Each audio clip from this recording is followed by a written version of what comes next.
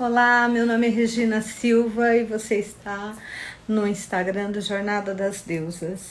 Hoje é a nossa última live do ano e nós vamos falar sobre deusas e autoabandono. O que significa isso? Como é que as deusas influenciam o nosso autoabandono? Tá, e talvez você diga assim, mas como assim? As deusas também influenciam isso? Lógico que sim. Tá, pense no seguinte, durante todo esse ano, nós estivemos falando sobre as deusas em diversos contextos. E quando nós falamos das deusas, é falar sobre os nossos arquétipos femininos, é entender como nós funcionamos.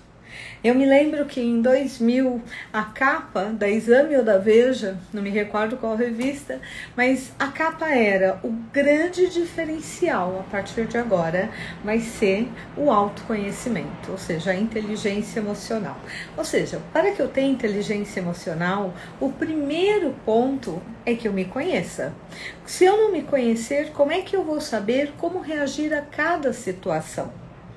Se eu não conheço os meus arquétipos, como é que eu vou saber quais são as influências que me regem e quais são as minhas dificuldades pelos próprios arquétipos com os quais eu não tenho tanta convivência?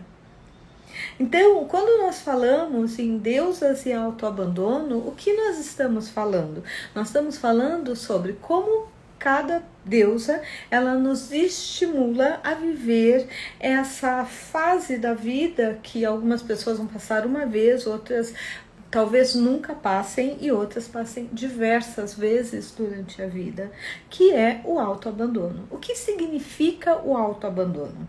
É quando eu me abandono. Olá, Ana, seja bem-vinda. Tá, hoje nós vamos falar sobre deusas e autoabandono. Então, primeiro nós precisamos entender o que é o autoabandono. O autoabandono é quando eu me coloco no fim do fim da lista. É quando tudo é importante, menos eu. É quando eu deixo de me cuidar, e aí eu ouço muitas pessoas dizerem: é porque eu tenho baixa autoestima. E eu olho e falo assim, tá, mas o que é autoestima para você? E sempre uso como referência uma palestra que eu assisti muitos anos atrás com um professor. E ele dizia, a pessoa que eu conheci que tinha a maior autoestima do mundo era uma menina que tinha síndrome de Down, uma criança especial. Por quê? Porque ela acreditava profundamente que ela fazia o melhor laço de sapato do mundo. E toda vez que ela conhecia alguém, ela falava, olha o laço de sapato que eu faço. Ele é o melhor do mundo. Ninguém faz um laço de sapato como eu faço. E, no entanto, ele dizia, eu também já conheci muitos altos executivos com uma autoestima péssima, porque eles focam no que realmente eles não são bons. Eles têm 99 qualidades e um ponto fraco. E ponto fraco necessariamente não é um defeito, mas eles focam tanto nisso que as outras 99 habilidades, qualidades ou características deixam de ter valor.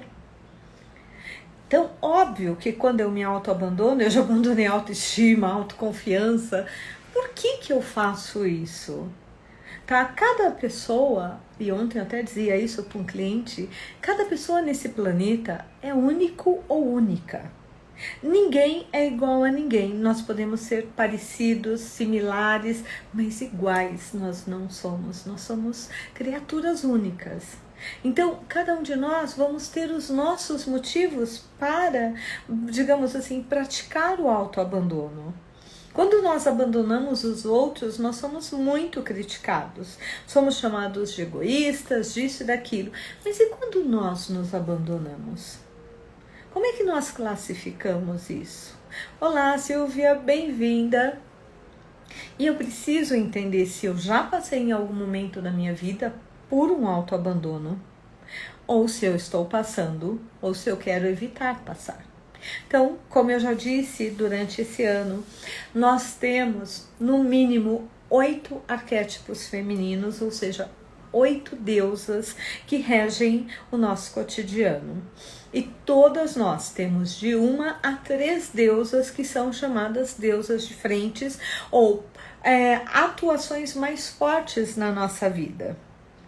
Então vamos lá, quem é a primeira? Normalmente nós começamos com a Deméter. E a Deméter, ela representa o que? A minha maternidade. A maternidade para com uma criança, às vezes com um animal, às vezes com um ser, ou às vezes a minha maternidade comigo mesma.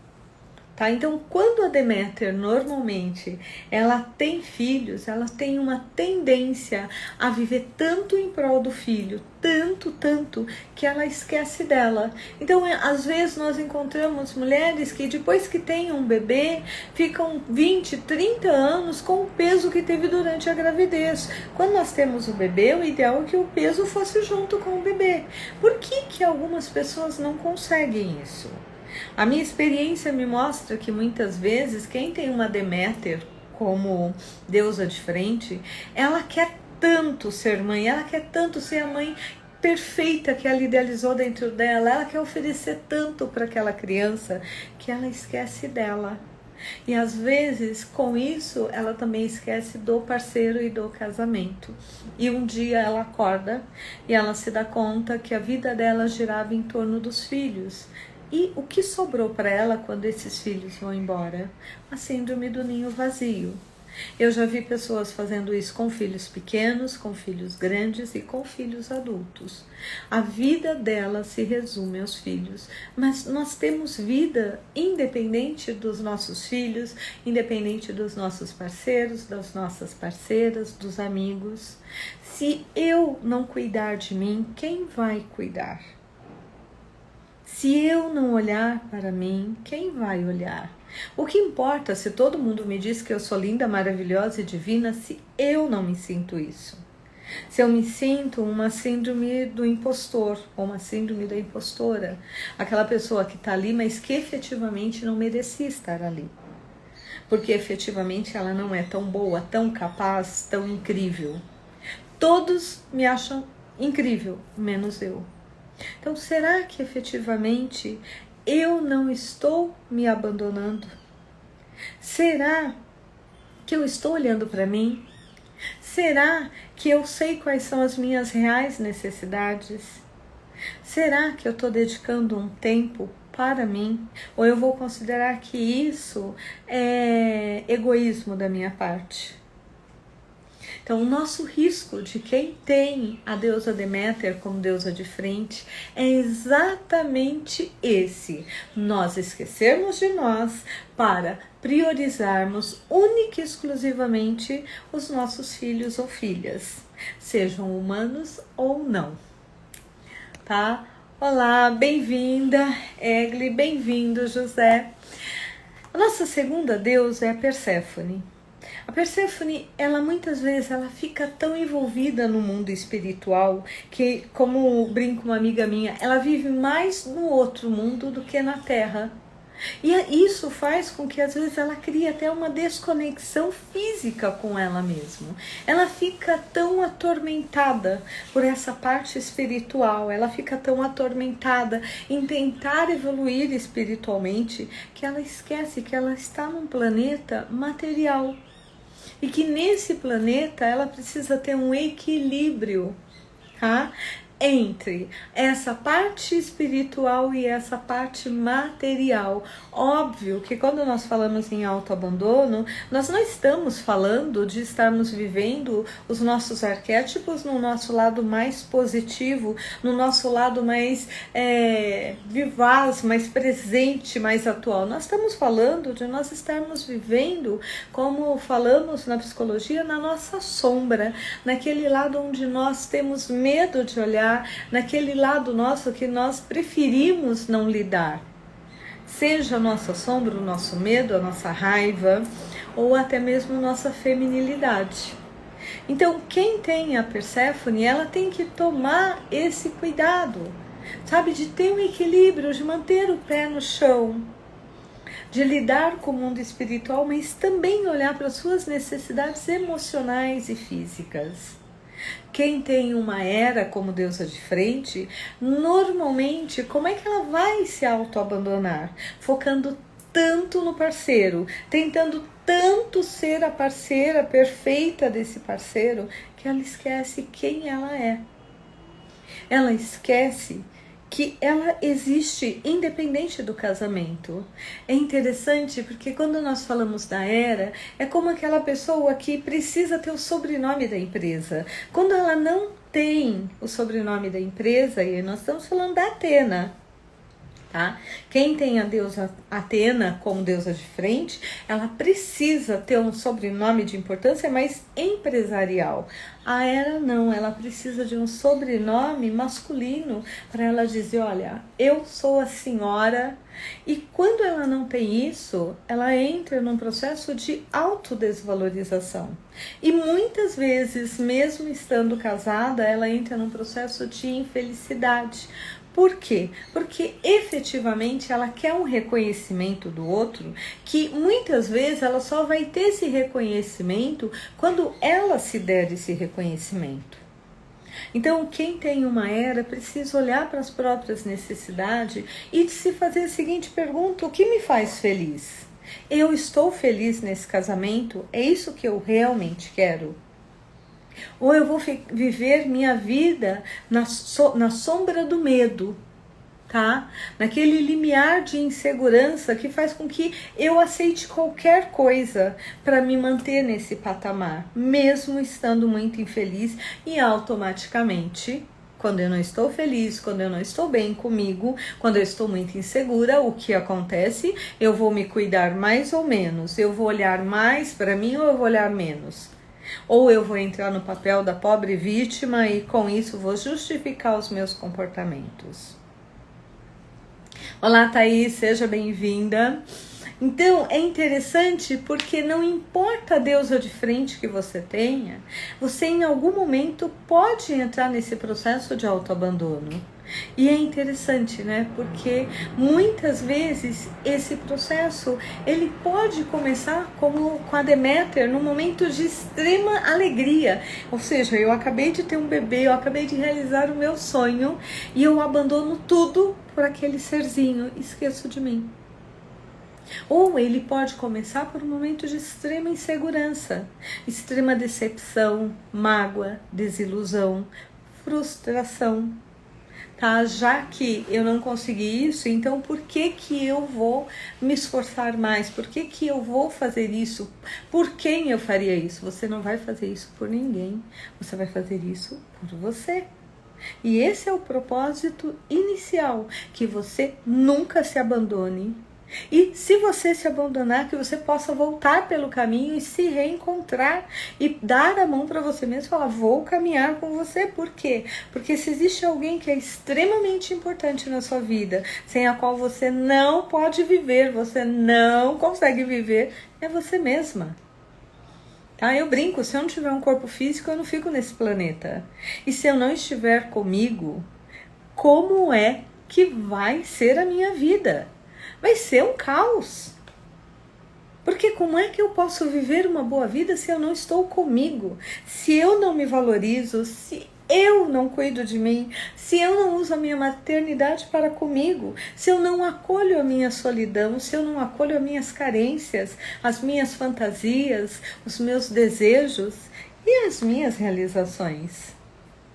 Quando nós falamos, eu já falei um pouquinho, quem tem a deusa Atena como deusa de frente, automaticamente, quando essa pessoa se vê desempregada, essa pessoa se vê fracassando profissionalmente, se é uma empreendedora, aquele negócio não deu certo, ela tende a passar o luto dela, muitas vezes nesse autoabandono. Eu já ouvi mulheres me dizerem com Atenas fortes, entrei em depressão, não queria fazer nada.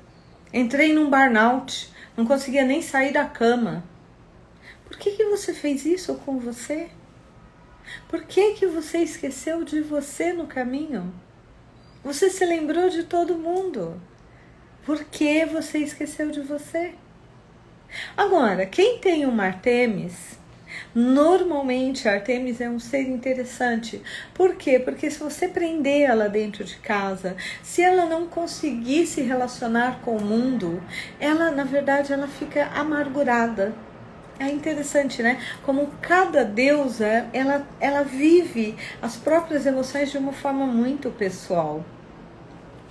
Tá? E é interessante nisso, por quê? Porque nós olhamos e falamos, tá, então Artemis também entra em depressão? Entra.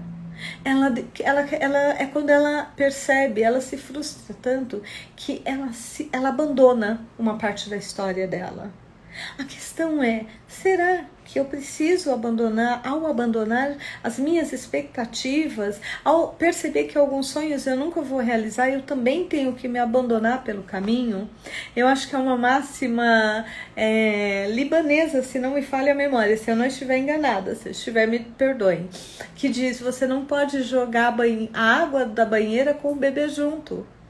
Você só joga água suja, o bebê fica. E quando nós fazemos isso, nós nos abandonamos, é como se nós pegássemos a banheira e jogássemos a água e o bebê fora. E o bebê somos nós. Óbvio. Tá? Quem tem uma Afrodite como deusa de frente, tá? Quando é que a Afrodite se abandona? Quando ela muitas vezes é extremamente criticada, ela não é aceita, ela é rejeitada, ela perde o amor da vida dela. E ela não consegue reagir. Olha que interessante. Ela não consegue, sabe, sair daquele lugar onde ela foi colocada ou ela se colocou. Eu já conheci algumas Afrodites que apanharam tanto do feminino, porque você sempre aparece, porque você sempre precisa estar no palco, porque você é vulgar, porque que essa mulher ela se fechou e ela começou a não querer mais viver a Afrodite dela. O problema é que as nossas deusas de frente, nós podemos até trocá-las durante a nossa vida, isso é normal e natural. Mas quando nós matamos uma deusa nossa que é muito forte, isso também tira a nossa alegria. Isso também tira a nossa vontade de viver. Tá? E o que aconteceu com essa mulher que não deu conta, não conseguiu bancar a sua Afrodite e se fechou? Primeiro vem a mágoa, a tristeza. Aí você vai perdendo a autoestima, a autoconfiança. E é interessante porque quando essa mulher consegue se reencontrar e se assumir positivamente, normalmente não há quem vença uma Afrodite. A Afrodite é um encanto, é a beleza, é a sedução. E olha que interessante, né?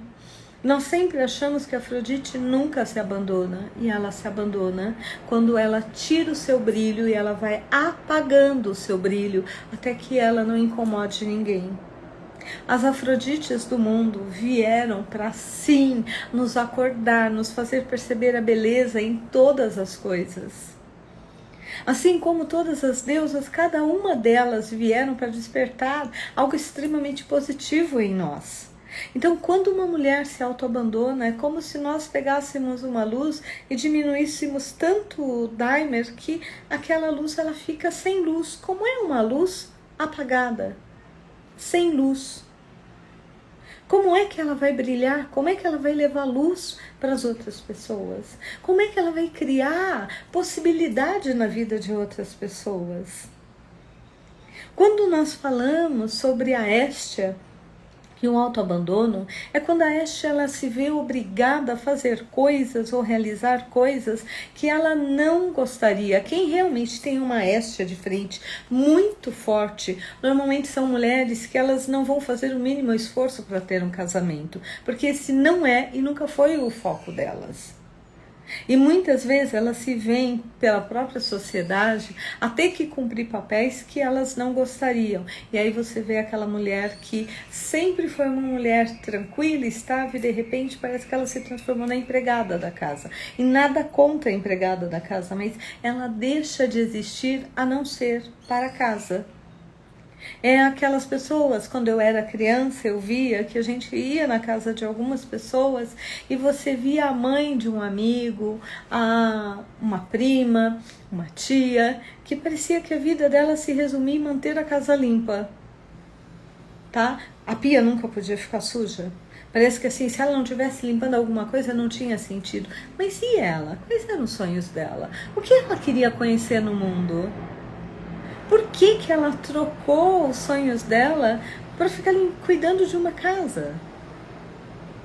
Se o desejo dela era só cuidar da casa, por que ela não pôde fazer isso com alegria? Porque possivelmente não era aquela casa e naquele lugar que ela queria. E quando nós falamos sobre a Lilith, o nosso lado rebelde, o nosso lado que quer fazer diferente, o nosso lado que é ousado, que é determinado e que vai escolher carreiras, vai escolher caminhos diferentes. Por que uma Lilith se abandona? Porque em um determinado período da caminhada, a vida se torna tão dura que ela se cansa. E quando ela se cansa, é como se ela também perdesse o brilho. Tem uma série muito bonita chamada Camélia, tá na Netflix, e fala sobre uma Lilith que jovem se tornou mãe solteira e que foi abandonada pelo pai do filho, e ela vai morar no vilarejo onde ser mãe solteira é algo assim inaceitável, e você percebe que ela vai se fechando, e quando ela começa a se recuperar, quando ela começa a se ver como parte daquele grupo, daquela vila, acolhida, amada, aceita, valorizada, ela simplesmente desperta e ela faz uma grande diferença, ela muda a vida das pessoas naquele vilarejo pela ousadia dela. E é interessante porque no início dessa série ela é muito agredida verbalmente, as pessoas ignoram, rejeitam, e ao final ela transforma aquele vilarejo. Então, o que eu posso dizer? A minha experiência como psicóloga, como consteladora, como mulher, já me trouxe muitas mulheres. A vida já me trouxe muitas mulheres e muitos homens que também se abandonaram pelo caminho. E aí nós precisamos ir lá e recuperar essas pessoas. E como é que nós fazemos isso? Como é que nós recuperamos as nossas deusas? Como é que nós saímos do autoabandono? Porque é legal, Regina, já entendi o que é autoabandono, já entendi que possivelmente em algum momento da minha vida eu já fiz isso, quando eu tive o término de um namoro e minha vida acabou e eu fiquei lá aos prantos, quando eu perdi um sonho, quando eu perdi um filho, quando eu perdi um casamento. Mas como é que eu faço para que eu possa sair desse autoabandono? Bom, o primeiro ponto, tá? E aí vocês precisam entender que eu sou psicóloga. 50% do processo da cura é você aceitar a realidade que você está vivendo. No AA, o primeiro passo é você assumir que você é um alcoólatra. Tá? No caso do autoabandono, o primeiro passo é você assumir que não foram as pessoas que te abandonaram, foi você que se autoabandonou, foi você que se deixou pelo caminho, foi você que não quis parar, esperar aquela sua parte caminhar com você. Esse é o primeiro passo. E a partir daí você pode fazer isso sozinha. Tem pessoas que vão conseguir fazer isso, tá? Então você vai ter que olhar para você e ver o que eu gostava de fazer. Quais são as coisas que quando eu fazia meus olhos brilhavam? Quais são as coisas que realmente me dão prazer? Quais são os sonhos que eu ainda tenho para realizar? E talvez, somente talvez, você vai me dizer: eu não tenho sonhos, eu nem sei como fazer isso. E nesse caso aí você vai precisar procurar alguém, talvez uma psicóloga, talvez um terapeuta, talvez uma amiga, para você realmente poder compartilhar isso e você poder fazer esse processo, primeiro, de se reencontrar, segundo, de ver o que você ainda quer manter na sua vida, e terceiro, de começar esse novo caminho com você. E talvez, somente talvez, você não queira caminhar com aquela deusa que você se abandonou pelo caminho. Talvez você até diga: eu não consigo nesse momento ainda lidar com isso. E talvez você precise convidar uma das suas outras deusas para te ajudar nesse processo. Tá? Não vou dizer para vocês que eu nunca me auto-abandonei, porque óbvio que sim. E o processo de cura só começou quando eu me dei conta. Eu tenho um grande sonho, vocês sabem disso, é que todas as mulheres possam se dominar. E para se dominar nós precisamos nos conhecer. Na verdade, todo ser humano. E o primeiro passo é nós nos conhecermos, sabermos como nós funcionamos. Porque somente a partir daí é que eu posso tomar qualquer atitude na minha vida. Somente a partir do momento que eu entenda que eu sou única e exclusiva nesse planeta, e o que funciona para mim não vai funcionar para nenhuma de vocês. Talvez funcione para uma ou outra, mas não vai ter o mesmo efeito que tem para mim. Tá? Esse é o primeiro passo para eu entender que a única pessoa que pode me abandonar sou eu mesma. A única pessoa que pode me trair sou eu mesma. Então, eu acho que o primeiro passo é se dar conta. O segundo passo é sair do vitimismo, que normalmente nós entramos quando nos autoabandonamos. E o terceiro é assumir